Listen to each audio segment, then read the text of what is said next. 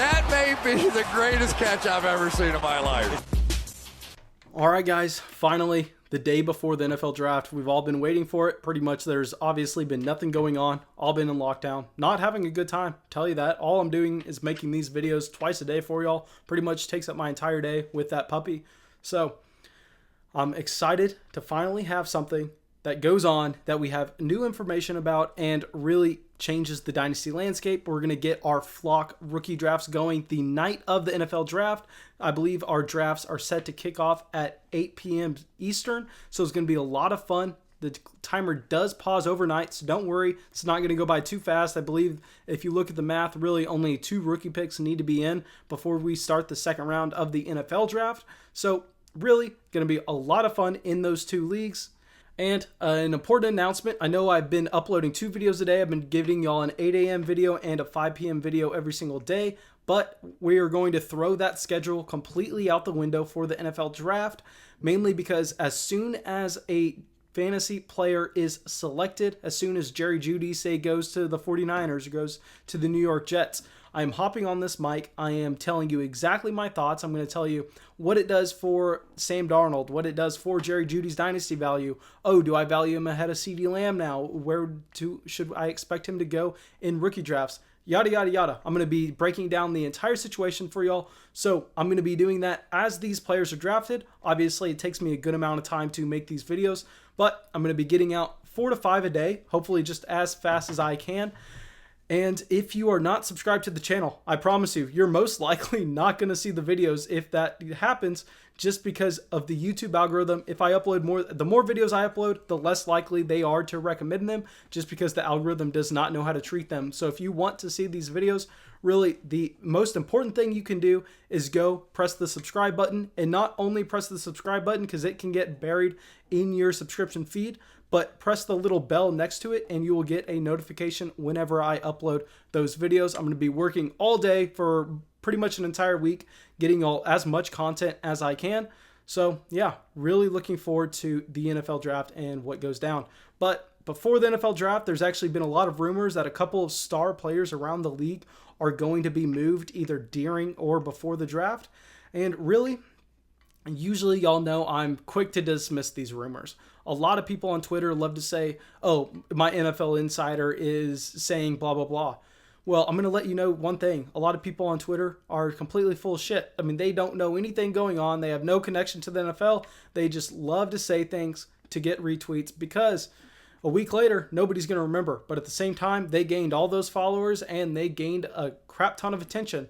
So I'm always quick to dismiss something unless it comes from someone that is verified, unless it comes from someone that I truly believe. But if your favorite podcaster, who's just a Dynasty fantasy football guy, is tweeting out that he has an NFL source saying that Alvin Kamara is going to be traded, in one ear, out the other. Do not put any stock into it. If anything, hit him with a quick unfollow because he's feeding you just a load of crap.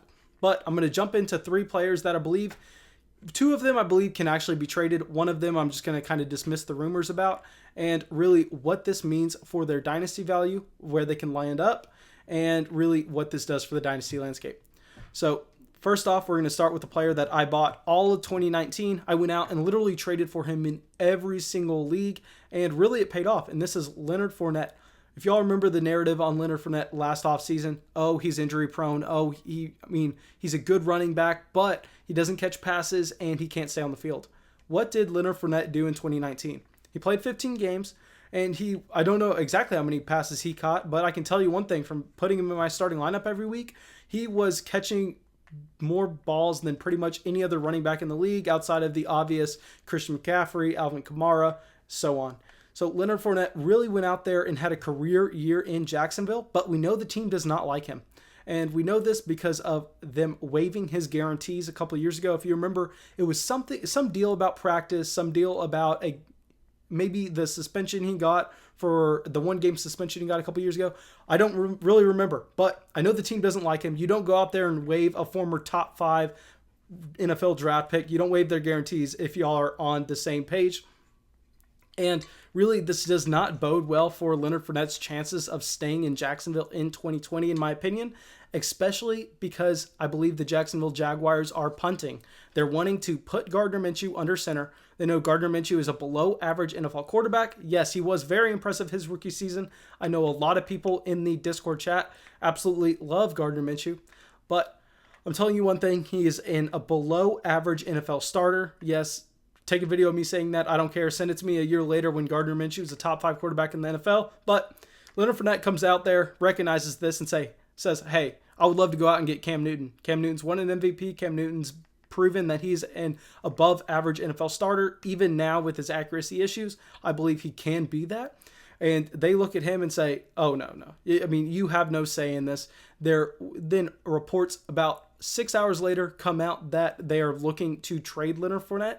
And who knows, maybe this was just the team sending Fournette a signal because of his media comments. But at the same time, I believe it does have some weight to it. In this situation, I believe it's true. Where there's smoke, there's fire. And I would not be too surprised if Leonard Fournette is traded off the Jacksonville Jaguars before the draft, during the draft, or even after the draft. And if he is traded, first off, all these people on Twitter, I just hate Twitter. Most people on Twitter have no idea what they're talking about. I saw somebody saying, oh, the Jags are going to be looking for a 2nd and 3rd round pick for Leonard Fournette. That's never going to happen. At most, they're getting a 3rd round pick. Most likely, they're getting a 4th and 5th. Leonard Fournette, it does not hold that much value in the NFL community at this moment. I mean, he's coming to the end of his rookie deal. And even though he is on a rookie deal, he's a running back and he was taken in the top 5. So it is not a team-friendly deal. So what we're looking for, Leonard Fournette, a trade destination, is it has to be a team that believes that they can compete and a team that's willing to take on that salary. And really, I see everyone saying, oh, the Kansas City Chiefs, yada, yada, yada. Hate to be the bearer of bad news, but I don't believe that's going to happen. It would be fantastic for every single team I have Leonard Fournette on, because obviously if Fournette's traded to the Kansas City Chiefs, he is a locked and loaded RB1. I can really not see him being drafted anything below that, and he's going to slide up to the first round of redraft leagues in 2020. But I think a situation that's a lot more likely that I would actually really like is either the Pittsburgh Steelers or Tampa Bay Buccaneers. Obviously, the Pittsburgh Steelers have James Conner already, but I believe that they are not sold on James Conner being their feature back, and what they would love is to have Leonard Fournette in there and actually use him in a committee with Jalen Samuels. I believe that if you put Leonard Fournette in there on obvious running down situations, you put Jalen Samuels in obvious passing down situations, that's really going to be a recipe for success and highlight both players' strengths. And I would actually love Leonard Fournette in Pittsburgh in that great offense. Another situation where he could go, and this one's a little less ideal in my opinion. I know a lot of people are going to like it, but the Tampa Bay Buccaneers, obviously, they are making every move they can to win in 2020. They just went out there and traded for Gronk. They already have 42, 43-year-old Tom Brady, whatever he is. And trading for Leonard Fournette will kind of ensure that they are going in, pushing all their chips towards the center. But at the same time, I don't know the volume we could expect for Leonard Fournette in Tampa Bay. I know that a lot of people are on Ronald Jones this season. A lot of people still hate Ronald Jones and haven't quite realized what he was able to do last season. But I don't think Leonard Fournette would kind of see the workload that he did in Jacksonville, in Tampa Bay. Because if we look at 2019, he actually had a higher snap share than any running back in the league outside of Christian McCaffrey. So Leonard Fournette, I believe his best case scenario that's likely is the Pittsburgh Steelers. If that happens, his dynasty value will be on the rise. Next, a player that I'm not going to spend too much time on because I'm more so just going to be dismissive of all the rumors, and that's Alvin Kamara. Now, why would the Saints be looking to trade Alvin Kamara? The reports is because he is possibly a holdout candidate. He's on the last year of his rookie deal. Obviously, he was drafted later in the NFL draft, so he does not have that 5th-year option. And at the same time, he does not have the high salary like a Leonard Fournette. Now, the reason that I'm saying that I believe that Alvin Kamara is not likely to hold out is because I think the Saints are going to be willing to pay him. Alvin Kamara is an extremely efficient running back, and he's more of the Christian McCaffrey mold than he is the Ezekiel Elliott. And I think that's the way that the NFL is going to be trending in the future. And the Saints are going to be willing to push all in on Drew Brees' last season. Obviously, reports came out that Brees was actually planning on retiring and not coming back.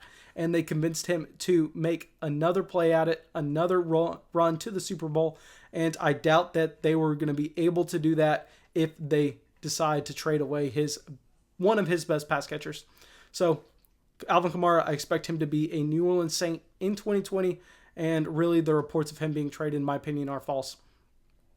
Now, let's move to the last player who I love, a massive soft spot for. The intro of the video is actually modeled after this player, and this is Odell Beckham Jr. Now, really, the reports, the stories of all last season, the entire 2019 season, was he was not getting along with the coaching staff. He was going up to opposing coaches after the game saying, hey, come get me, come trade for me. I'm not happy here in Cleveland. And I believe it. Obviously, Odell Beckham was dealing with an injury that he believes that was mishandled. And this is evident in the production that he had in 2019. I know a lot of people say Odell's a diva. I'm not willing to go there. I believe that if I was as talented at anything in my entire life that Odell is at being a football player, I would be 10 million times more of a diva. Hate when people try to criticize these top athletes as if they have not been treated like they are gods their entire life and all of a sudden expect them to act like normal people. Hate to say it, but society doesn't treat them like normal people, so we should not be surprised when they don't act like that. I would be 10 times worse if I was Odell. So get out of here with all those he is a diva comments. And obviously, Odell Beckham is looking like he's going to be going into a Cleveland Browns situation that is not ideal for his talent in 2020. They just brought in Austin Hooper. They have Jarvis Landry. They brought back Kareem Hunt. They have Nick Chubb.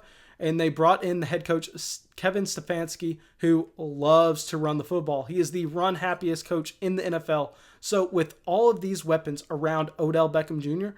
and an offensive-minded coach that just wants to run the ball, Odell is not going to be happy in Cleveland. I can tell you that right now. Cannot blame him. And I would not be too surprised if he's traded. I will say this, though. If he is traded, keep in mind, I said earlier, I'm extremely biased with him. He's one of my favorite players in the league. But if he's traded, I'm going to be looking to sell him.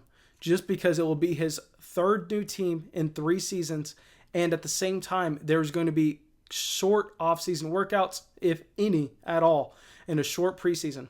So I'm going to be looking to cash out on Odell. I don't care where he lands. If he's traded again, I'm going to be selling at a discount, even though I believe that he is a top 5 talent at the position in the NFL. And really, I believe that Odell's not going to be a player that's traded after the NFL draft. If he is traded, he's going to be traded before or during. And this is because there is a ton of wide receiver talent in the NFL draft. And obviously, the Browns are going to command a high price for Odell. They're going to get at least a second-round pick. And with that pick, they're going to be looking to replace him with another wide receiver. Because really, outside of Jarvis Landry, they have nobody else on this team. So really, we're going to know we're going to know very soon if Odell Beckham is going to be traded or not. But thanks so much, guys. Really hope you all enjoyed the video. Really hope you all got something from it. As always, go down, join the Discord. That's where all the chat is happening. And have a great day.